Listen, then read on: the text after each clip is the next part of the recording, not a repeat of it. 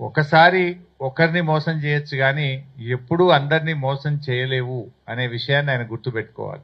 కర్ణాటకలో 5 గ్యారెంటీలని, తెలంగాణలో 6 గ్యారెంటీలని ప్రజలను మభ్యపెట్టారు.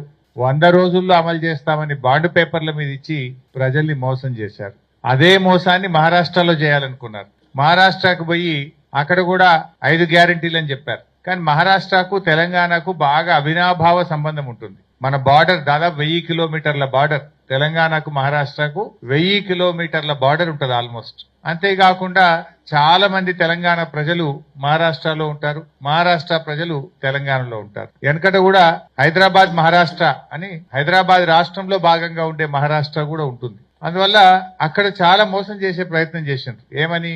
మహిళలకు 3000 ఇస్తామని, రైతులకు రుణమాఫీ చేస్తామని, ఇలా అనేక రకమైన హామీలు మహారాష్ట్రలో ఇచ్చారు. ఇంకా మన మంత్రి గారు, మన మంత్రులు, మన ముఖ్యమంత్రి కూడా